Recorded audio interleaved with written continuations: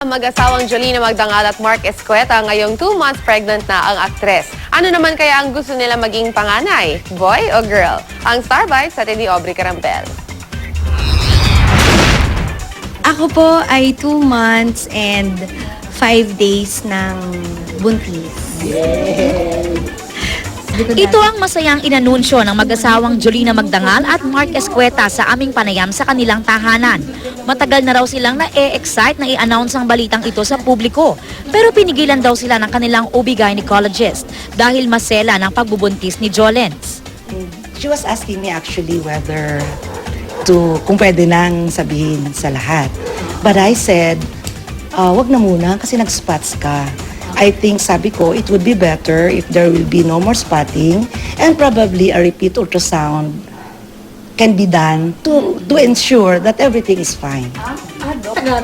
Pinayuhan si Jolina na mag-bed rest at huwag munang magtrabaho dahil on and off ang kanyang spotting, kinailangan daw niyang i-give up ang kanyang regular show sa GMA at GMA News TV.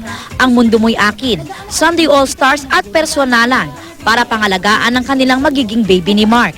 Lahat naman ng alam kong pinagtrabahuan ko, ito lang din hinihintay namin eh. Diba? Hinihintay namin bilang mag-asawa.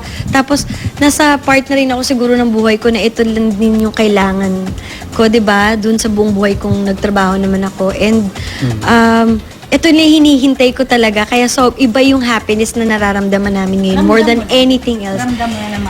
Very supportive naman daw si Mark at naghahanda na ring maging daddy. So, 3 years ago pa to hindi pa kami kasal, hindi pa kami tapos titingin ako, ang kinuha kong book tungkol sa pagiging daddy. So, ngayon, binabasa ko na siya. So, ngayon mo lang siya binasa? Ngayon ka pala. 3 years ago nandyan lang siya, pero ngayon binabasa. Kasi, Title ng book mo? So You're Gonna Be a Dad. Oh, so you're gonna be Pero Tapos tuloy minsan pa rin. nga, Kasi siya pa nga nagsasabi sa akin kung ano yung mga dapat at hindi dapat gawin. Dahil dun sa book na yun. Kasi ako minsan, pag sobra naman ako nagbabasa, nahihilo naman ako. So, ipapahinga ko yung sarili ko. Tapos siya, yung mga spotting na ganyan. Siya yung nagre-research na para hindi ako masyadong mag-worry, hindi ako kabahan. Siya talaga, kumbaga siya yung kama kong malambot.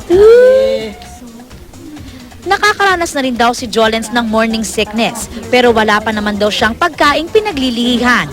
Lalaki ang gustong panganay ni Jolens, pero babae naman ang gustong first baby ni Mark. Pero kahit boy or girl, basta raw healthy, ay okay lang sa kanila. Hiling nila ay patuloy na dasal para sa kanila at sa kanilang baby.